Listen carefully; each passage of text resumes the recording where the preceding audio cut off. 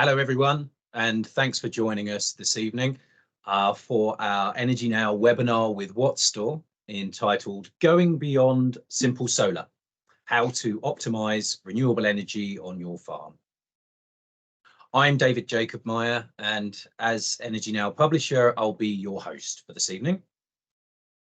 Joining us tonight is Jack Peck, Business Development Manager at Wattstor, who will outline how your land or farm could benefit from battery storage, including ways to optimize renewable energy usage, the retrofitting of batteries with existing solar and wind projects, and also load shifting.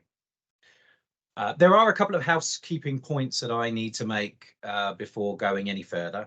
The first is that this is being recorded, and all members will be able to view this in their own time after today's webinar.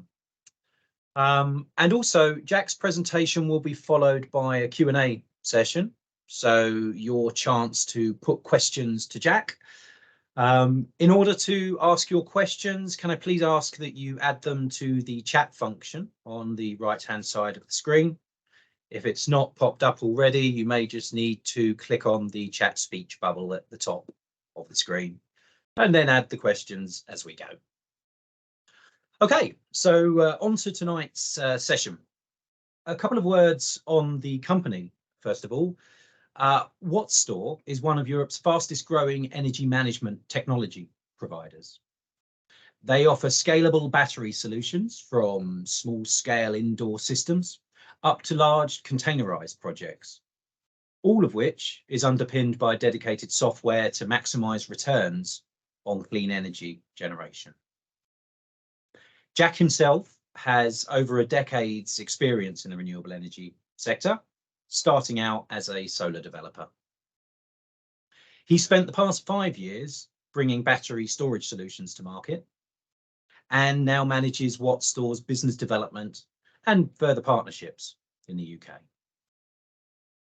As I said at the top, for those just joining us, if you wish to ask any questions to Jack at the other side of his presentation, please add them to the chat function on the right-hand side of the screen. Click the speech bubble, please, if it's not already appearing. Good. So, without further ado, I would like now to pass you over to Mr. Jack Peck.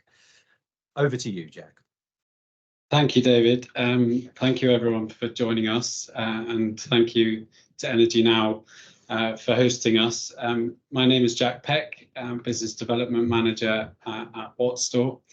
For those of you that don't know us or haven't worked with us before, Wattstor are one of the UK's leading behind-the-meter battery storage and energy management companies.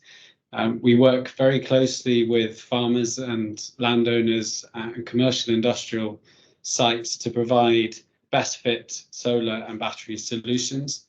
The business was founded back in 2013 down in Cornwall, and we now have installations across 5 different countries with 60 megawatt hours of battery storage under contract. So we've scaled up massively over the last few years, offices now in the UK, and also a lot of our engineering and development activities which happen from the Czech Republic, giving us coverage across Europe as well. Personally, as David mentioned, I've spent the last 10 years in renewable energy, initially developing utility scale solar projects alongside landowners, and the past 5 years on the technology side in battery storage. Just to run through what we're going to cover today and a few of the topics. We'll have a look back at the solar landscape, or how solar has developed in the UK over the past 10 or so years, into today's new energy landscape that we see, and the big opportunity that that provides for batteries in today's climate. We're going to look then at how we can help maximize your savings and squeeze as much value out of your solar or renewable generation on your site through battery storage. We'll look at grid constraints, which is probably the biggest hurdle facing renewable deployment in the UK currently, and we've got a neat solution for that. We'll dig into that in a bit more detail, and we'll look at a case study for a project that we've done with Moy Park, who are one of Europe's largest poultry producers, who have utilised our DC-coupled solar and battery solution. We'll then look at our fully financed opportunity and finish up with a Q&A after as well. So do keep your questions coming in throughout. But just to set the scene before we look at the challenges and opportunities that we see in today's market, there's that common phrase and companies and sectors use about their journey to net zero. In truth, I think that the farmers and agricultural sector as a whole started this journey long before lots of others. Lots of farmers made use of generous subsidies in installing solar and wind during the heyday of the feed-in tariff and ROCs back between 2010 and 2018. You can see the impact that the subsidies had. They played a big role in really kick-starting the industry, which, I mean, solar has only really been around in the UK with any real volumes over the last sort of 10 to 12 years. So you can see the impact that the subsidies played here, particularly between 2014 and 15, where over 4 gigawatts of solar was installed in a single year. And needless to say, we had things pretty good back then. And if you didn't install solar or wind during that time, I'm sure you'll know of neighbours or fellow farmers that did and are still reaping the rewards. But the subsidies have largely done their job. They kick-started the industry, and now in today's environment, you can see the level of installs, which are just gradually increasing to about a gigawatt to a gigawatt and a half. And now we're really beginning to pick up the pace again over the last couple of years, where the business case has really tipped in the favour of batteries and solar to start really to ignite the industry again. And the good news is, if you missed out back then during the days of the subsidy, then there's never been a better time to look at solar and batteries for your site than there is now. Another key thing just to highlight, and is a common misconception that we hear a lot from the farming industry, is that adding a battery or increasing the size of your solar will not impact your existing subsidy scheme. So that's really important. But we'll get onto that in a bit more detail in due course. And now if we look to today's market and the new energy landscape that's been created, we've got the price of solar and battery storage, wind energy, which has come right down. Technology costs have come down significantly. Efficiency of panels and the technology has gone up. And we've got more and more technology suppliers who are entering the market. So we've got a bigger mix of renewables within our grid, and that is only increasing as the prices continue to come down. And alongside that, we've got the increasing CO2 emission reduction goals that are taking place. The government, obviously, with net zero targets, bodies like the NFU, who've said that they are aiming to be net zero across the whole sector by 2040. So we've got pressure from governments, we've got pressure from customers now as well, demanding less carbon in their supply chain and from the products being produced. And this is driving increased electrification in the market. So we're seeing the electrification of heating and transport, which is pushing up demand. So on one side, we've got the falling cost of the technology, plus the increased demand for electricity. And what is the impact of that? Well, we're seeing huge volatility that's being created in the wholesale market as a result of this. We've got more and more intermittent generation feeding our grid, which is driving big volatility in the wholesale market. We've seen prices, high prices on the back of the war in Ukraine, and again recently with the Middle East.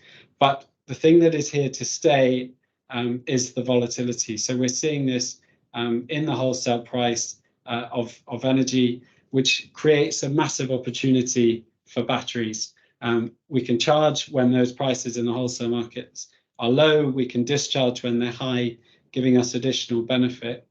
And the second issue that this is creating is a large grid constraint issue in the UK. So if you'll know, as if you have applied to your DNO for generation on your site, the increasing cost and delays that it takes now to get generation on site, and that's the biggest barrier currently to renewables being deployed.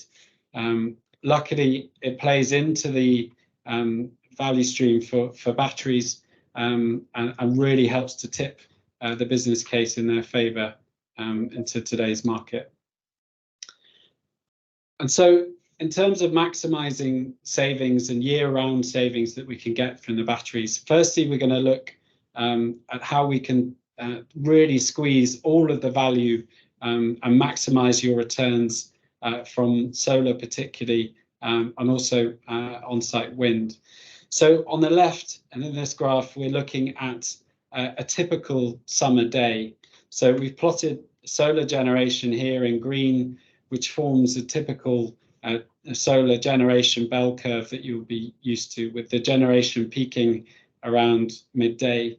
The good news for lots of farm owners and landowners is that the constraints that we see on for other businesses being space is not the issue. So we've got lots of assets, barns that we can consider for roof mounted solar, and then land that can be considered for ground mount as well. So generation generally not the issue, and presents an excellent opportunity to get generation onto your site. The difficulty comes particularly with farms when we look at this mismatch between generation and demand when energy is being used on site. So for this graph, we plotted a typical dairy farm site load.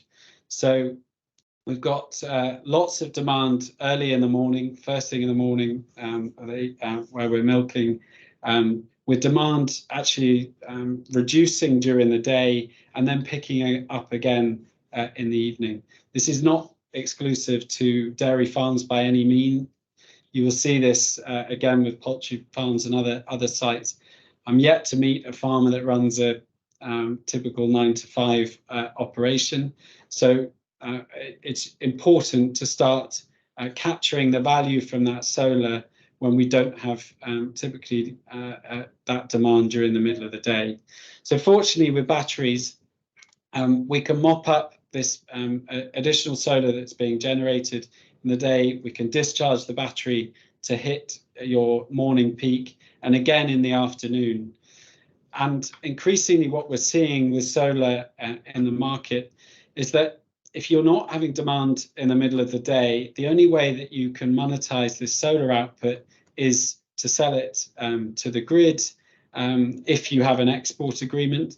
And if you don't, or you have a zero export site, then this solar is often being clipped and potentially wasted. So the battery enables you to generate additional savings during the summer, limit your import from grid.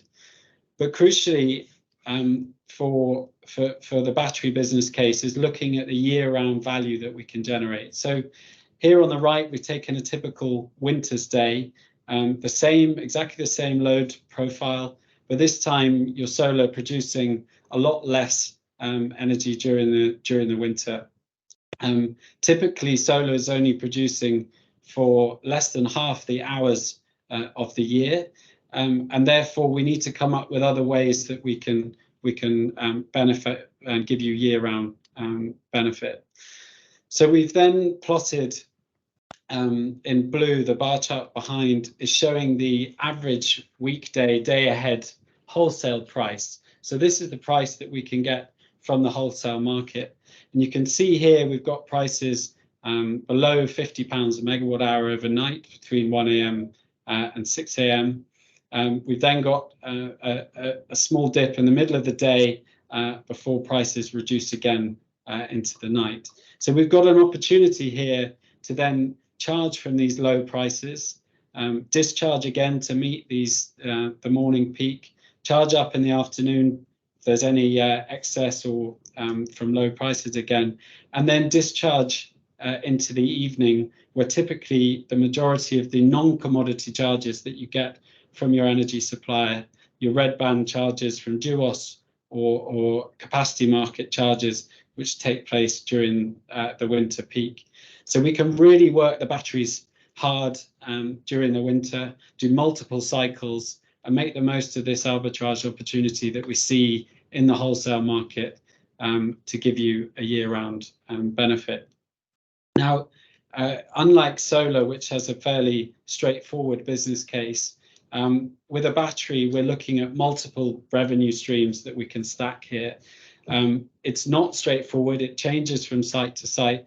And a big part of what we do is work closely with you on the business case to build that before we move ahead to designing a battery solution that is right for your site. It's a big part of what we do and crucial to getting the business case before moving ahead with your installation. Now, as I mentioned before, the single biggest barrier currently to renewable energy deployment in the UK is grid constraints. It's a big problem, causing lots of delays and often increased cost to the development. So we've done a lot of the hard work in terms of identifying the land or the rooftop for your solar generation or your wind. We've built the business case and we presented a nice business case, and you decide you move forward. The next step is to then apply to your distribution network operator for your generation on site. And on the left, we've got a typical AC coupled solar and battery solution here. So we've got a 200 kVA supply to the site in this example. And as a rule of thumb, the DNO will let you have generation up to the size of your incoming supply. So in this case, we've got 200 kilowatts of generation in total. And traditionally, with an AC coupled system, we would split that generation total between the solar and the battery. Each has an inverter, which we've symbolized here with a tap that's exchanging or turning your DC solar into AC usable on site. And the solar and the battery have both got their own inverters or own taps. If you think about the battery as a water butt, a system for collecting that energy when it's being produced, and then we're pushing that out to the site. Well, in this case, we can limit the generation on site is limited to 200 kilowatts, and that's your lot. We can't do any more. Well, on the right-hand side, with a DC coupled solution, we take exactly the same grid connection, the same generation offer that's been made, but instead of having the two inverters as we do in an AC coupled system, we have a common inverter here. So you see that the single inverter this time rated at 200 kilowatts. So we keep exactly the same scenario as we had before, but this time we're able to install a megawatt of solar direct to the battery into your water butt that's collected by the battery, and then we continuously trickle out that power at the 200 kilowatt limit. So in this instance, we are installing a megawatt of solar on a 200 kilowatt grid connection, and we're seeing this increasingly on more and more of the sites that we are installing and operating as a way around these grid limitations and the grid offers that we're seeing. Also to be said for the DC coupled solution with the battery is that we can discharge the battery, reducing your peak demand on site and allowing you to keep your existing incoming supply contract to site, so you're not being charged for additional capacity or upgrade costs, again adding to the business case that we see. Now to come on to an actual site where we've taken the exact same scenario that I've mentioned just now. This time it's actually our second site that we've done for Moy Park, and Moy Park are one of the largest poultry producers in Europe. And this site in Lincolnshire, the headline that came up from the Grocer magazine was "The Net Zero Farm of the Future." Their words, not ours, but we actually see this not as something of the future, but happening right now, and really the way forward. And we probably see that now on about 80% of the systems that we are installing, we're doing in this way, DC coupling the solar. So on this site, the farm had the goal to be net zero, to have net zero carbon emissions through a mixture of solar, heat pumps, and of course the battery as well. But when we came to apply to the grid, the maximum generation that we could have on site was 250 kilowatts. And that was something like only 25% of the customer's ambition. So again, applying the same methodology, we installed the DC coupled battery, the inverter sized at the 250 kilowatt limit that we had, and we installed a megawatt of solar directly to the battery, an 800 kilowatt hour battery, meaning that we could install a megawatt on that 250 kilowatt connection, allowing the site to get to net zero and reduce all of their scope 1 and 2 carbon emissions on that site. So it's a big opportunity, and we see this happening more and more. Just a word to say on the capex of projects.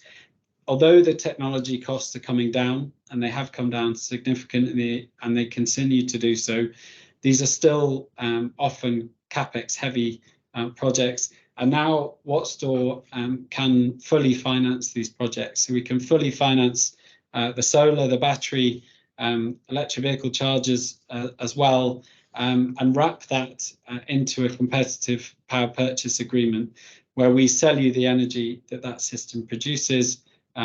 You can keep the money within the business, but still get the carbon saving and energy savings that you would get through the system at zero cost. It's an option, and keen to discuss that with you further, and also answer any questions that I see have been coming in as I've been speaking. Thank you for your time, and look forward to speaking with you further.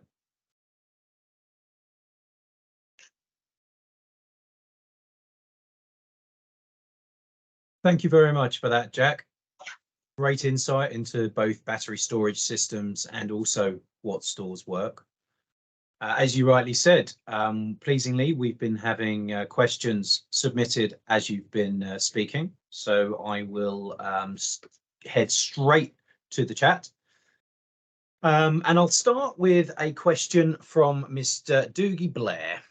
Farms tend to be tied to a contract. So how can they access the day ahead wholesale market to charge batteries overnight? It's a good question. So we can currently do that through the energy suppliers that we work with, that we have a relationship with. So that would be dependent on when you come to renew your contract, in the current state, moving to some of the suppliers that we work with to allow us access to the wholesale market. The good news is, as of November next year, there's been a change in policy called P415, which allows virtual lead parties to access the wholesale market without the need for an energy supplier. So from November next year, we will be able to offer wholesale market access through any energy supplier for any site, which will really open up that market. But another way that we can do that and drive money is through a fully dynamic tariff. So any supplier will allow you to go onto a fully dynamic market rate contract, and in which case we can utilize the battery to generate savings in the day ahead market through a fully dynamic contract. A word on that obviously sizing your battery and your solar to make sure you've got no exposure on your site is really, really key in that instance. Thank you. And I think you touched upon it, Jack, but Mr. Blair had a very brief follow-up query in regards partly to do with SSE in Scotland, who are, in his words, particularly difficult to deal with when it comes to generation connection permissions above 50 kVA. So he asks, how do you circumvent those issues?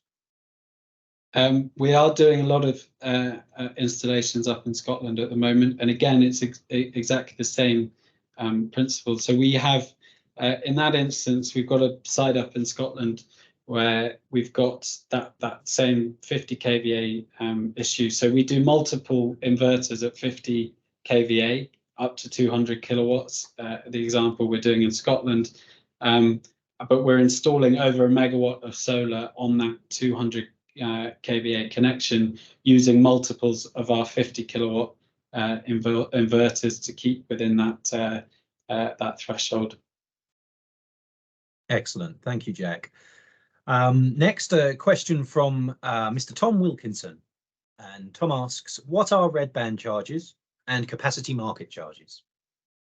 So these are part of the non-commodity element of your energy bill. So you've got the commodity element, the buying and selling of electricity, and then you've got the non-commodity element, your distribution network charges, the times that you use energy, and also your levies, your climate change levies, and the other part that are not directly related to the commodity part. They form a large part of your bill, often as much as 50% now, alongside the actual energy, the cost of energy itself. Super, thank you. Hopefully that answers your question, Tom. Slight change of speed to Mr. John Breeden, who is a landlord of a 12 megawatt solar farm with a typical DNO station external to the site. Can I construct battery storage independent of the solar company as a tenant? It will depend on the ownership, whether you've got whether that is with a site with load or not. So we operate behind the meter, so worth us having a conversation, seeing if there's something that we can do with a battery on that site between you and the landlord as well. But there might be an opportunity there. Let's probably worth taking that one offline, I would say. Well, Jack's details are still on the screen. I think you can all see that. I'll remind you where you can find them at the end. So please, if you do have any follow-up questions for him, or questions which may be better suited to a one-on-one situation, please do get in touch with Jack. Sean Beattie asks a question about the Moy Park project specifically. What was the payback on the battery element of the project, and how long is the warranty on the BESS? So our warranty is 10 years, or 7,000 cycles now. So we've got significant warranties on the batteries, and expected lifetime exceeding 15 years. The payback on the system, I don't know directly. Their main focus on that site was the carbon saving element, but needless to say, the carbon saving and the business case go hand in hand. You need to have a business case in for these projects to make sense and to pay for themselves within the time limit. So certainly there's a very good case now for investing in battery storage, so much so that Wattstor will finance the project directly. So if customers don't want to pay for it themselves, we will own and operate those assets, and happy to sell you that energy over a 15-year power purchase agreement. So I don't know off the top of my head what the business case was for Moy Park. They did finance that project themselves. So needless to say, the system was a positive one. And if that is a doubt in people's minds, then we will very happily finance those projects and sell you the power from it. An excellent option, I think we can all agree. There is a question here that links to what you're just saying there, Jack, in terms of whether Wattstor would be prepared to part fund a scheme in a JV with a farmer. Yeah, absolutely. I'm very open to that. Increasingly doing elements where we would fund the battery and the trading side with other companies funding the solar. So very happy to do that. We're open-minded. And depending on scale, there's lots of companies that also are increasingly looking for JV opportunities, and we will certainly do that. Perfect, thank you. Just going back to the Moy Park project, I see there's another question relating to that one specifically. Jules Maris, he asks, what's the percentage of self-generation to incoming grid power, please? That is a good question. I don't know off the top of my head, I'm afraid to say, but they are still importing from the grid, but they are generating more power than they are consuming on the site. So overall, they have managed to entirely reduce reduce their exposure to the grid. But there's still some imports, but they are also exporting from the grid as well. Thanks, Jack. And I'm sure if, again, you wish to get a closer look at any of those percentages, I'm sure you can follow up with Jack post webinar. Next, Tim Foster asks, are you seeing issues created with smart meter rollout, i.e. imports still on old, in inverted comma, in speech marks, dumb, non-half hourly metering, and export on half hourly metering? That typically tends to be the case for the domestic installs. Most of the commercial sites that we're looking at are half hourly metered by the suppliers. Not all of them, but the vast majority are. So there is still a bit of a hangover with the half hourly metering.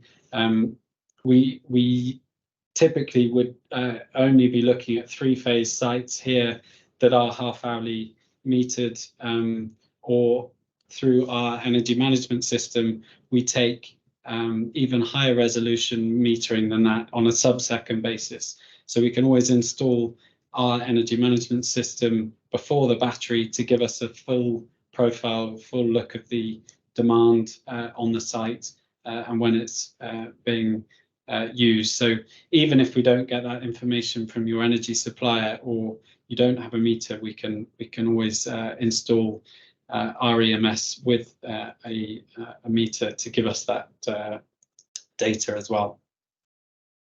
Sounds good, thank you. I have a question for you, Jack. Are there any sites where a battery wouldn't actually suit for whatever reason, or where the investment case may not be good? Yeah, good question. Certainly there are sites where it won't work for every site. I would definitely say that having on-site generation is a must. So that load shifting element forms a good part of the business case. So I would always advise doing this when you have the ability to install generation on the site as well. Typically sites that have very high base load usage throughout the day, and there's not much excess generation to play with, tend to work less well. But that's why I would encourage anybody doing the or looking at batteries, is that we run the business case first of all. We make sure that there's a sound investment case to move ahead. So it's a big part of what we do. And each site is unique in terms of its demand profile, in terms of the generation that can be installed, and in terms of the payback and the business case. Brilliant, thank you. And it's clear to see why a site-to-site approach has to be taken in this area. Ben Taylor asks, if we expand an existing 1 megawatt site with 1 megawatt connection to be 2 megawatts and then put in DC coupled battery, will it impact our existing fits? And he adds, we have fit from circa 2013. So as long as you leave the existing inverter, your existing generation scheme and its inverter on it alone, and we don't touch that, then your existing subsidy payments will not be affected. So we would apply to the grid again for more generation on that site. Depending on what the grid come back with, we would then size our inverter for the battery up to that offer that we're given, and then we can install as much solar behind that or directly to the battery as we like, without impacting your existing system. So in that instance, you would keep your existing system as an AC coupled solar scheme, and then most likely we would DC couple the new solar to the new grid connection offer that we're given by the DNO, and that would run independently and be metered separately. Perfect, thank you. Who have we got next? A second question from Mr. Jules Maris, who asks, we have a site with 50 kilowatt PV, very little own usage.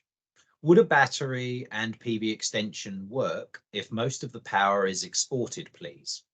And then he adds, plenty of roof space available.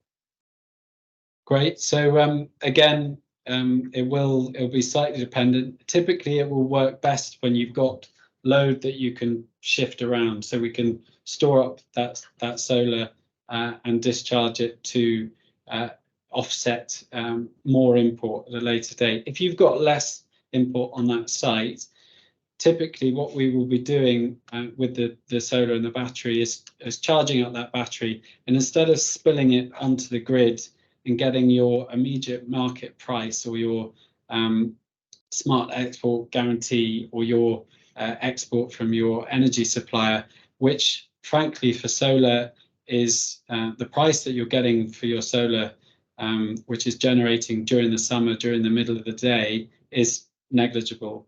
So there's a very limited business case for just installing solar and exporting it to the grid now.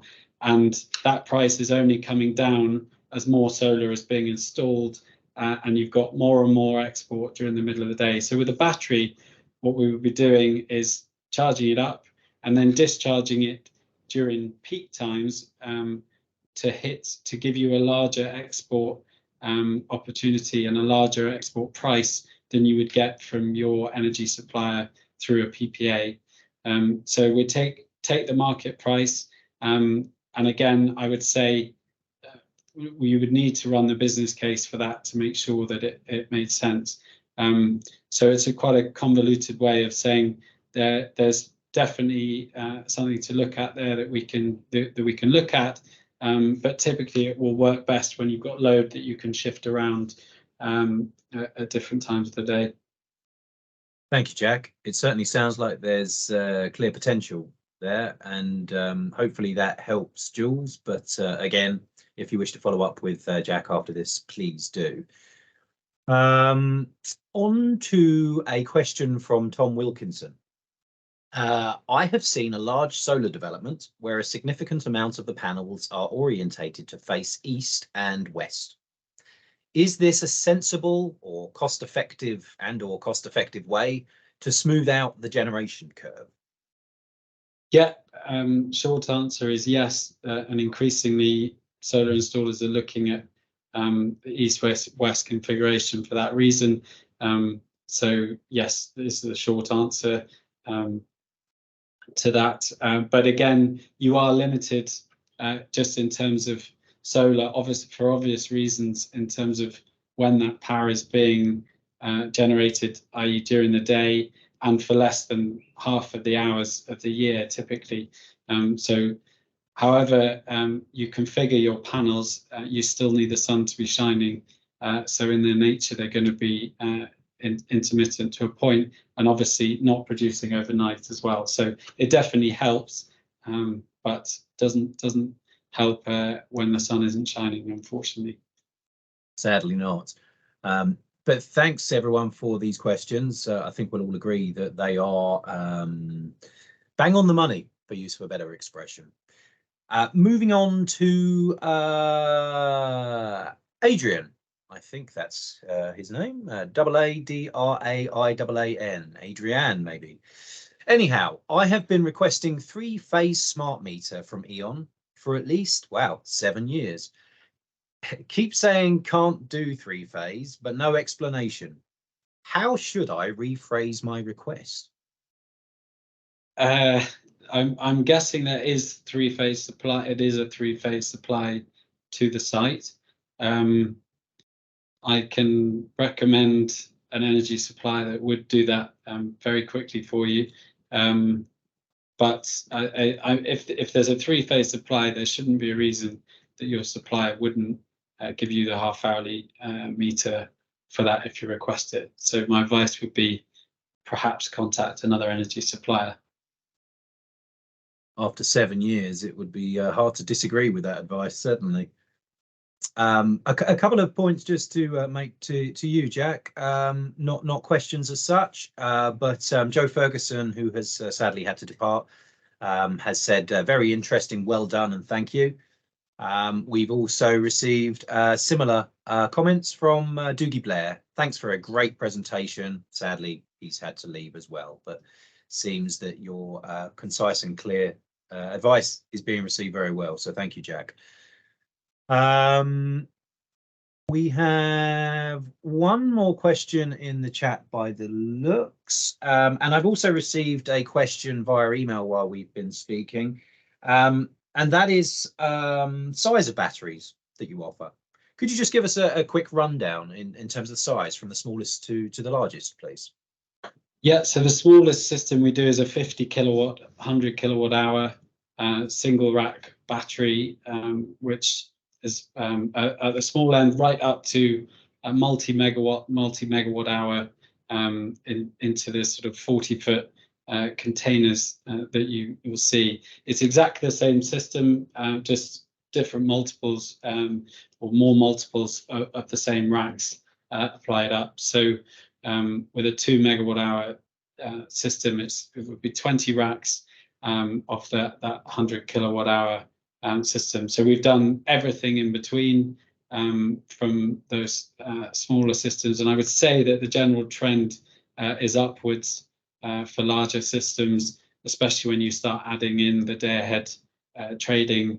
Is having a larger system to be able to give you more year-round utilization. But we do everything from well, from the bottom and top end of that, and everything in between.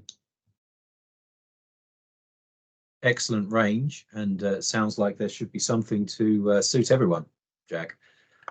The question I referred to, and thank you everyone, we've received a couple more questions too. The question I was referring to earlier comes from Mr. George Browning, who says, some batteries don't like being cold. So, for example, ours don't charge if the temperature falls below freezing. What measures do you take to mitigate that on farms? Or do your batteries work below freezing? What battery technology do you employ? Appreciate that last bit dovetails into your previous answer. Yeah, so the systems generally will start shutting down around 0 degrees to protect the cells. We typically would install a containerized solution that comes with a full HVAC to optimize the temperature within the batteries. Generally, actually, it's the batteries getting too hot, which is causes more issues. So we have temperature control within our cabinets. We have a cabinet solution for a 100 kilowatt hour battery, as well as the larger shipping containers that we see for the bigger sites. These are all temperature controlled with an HVAC system. Second part of that question is we use a lithium iron phosphate battery from a supplier, and inverters from another supplier. We integrate the hardware, and then we have our software solution for optimizing that energy usage on site. Excellent, thank you. Sticking with types of battery, Jules Maris asks if you have any thoughts on solid state batteries and or the evolution of the energy storage market as a whole. The latter would probably take slightly longer than we have, but please do give it your best stab. Sure. Well, it's a good question. There's lots of different technologies out there. I think the short answer is that there's likely to be a lot of different batteries that do come into the market and have done historically as well. The reason that lithium ion has really taken off is that they're the most cost effective and the safest, in terms of they give you the most the best warranties, the best life cycle, and are also affordable now as well. The technology's been around for a long time, it's proven, and it's affordable. If a new technology came along tomorrow, we're agnostic really as to the systems that we would use, so we're not wedded to one technology. We obviously have put a lot of research and development into the system that we use, but if there was a new technology that came in tomorrow, then there's lots of talk of sodium batteries coming into the market as well, being even cheaper. So watch this space, I would say. We're not wedded to a single one. Thank you, Jack. Second question from Mr. Stephen Palmer. Do you not have issues with installing batteries inside and not away from inhabited building? And then he adds, this is related to insurance requirements. Yes, so if that becomes problematic, and I think it's probably safe to say that the insurance industry are sort of playing catch up on some of these sites with batteries. So if that is a problem, and the insurance company says that it can't be installed outdoors, then we would containerize the system and put it away from the building. We've done that on lots of warehousing sites at the moment, where we're using containerized big 2 megawatt-hour 40-foot containers, and installing those outside in a car park, typically away from the building.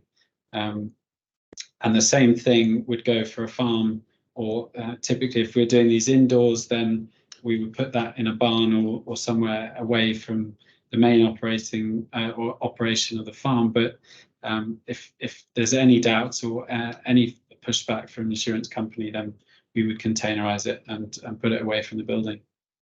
Excellent. Certainly pays to be flexible in that regard, I would dare say. George Browning, the gentleman who asked about cold batteries, has also added that their batteries, thanks for the answer, our batteries are the same technology, i.e. lithium iron phosphate. Right, we have one more question for you, Jack. Please do add any more if anyone else has any while I'm asking this. David Marsham asks this question. About to install a 120 kilowatt ground mount. I have 36 kilowatt export and am planning to review 12 months of half-hour data to build my battery business case. Is that sensible? Yes, let's run the case, I would say. We just need, well, typically a year's worth of half-hourly data. We use our model and platform for doing that. So if you want to run it yourself, definitely have a stab, but I'd say get in touch, let us run the case as well. We'll add the trading value to that, and very happy to work with you on that one.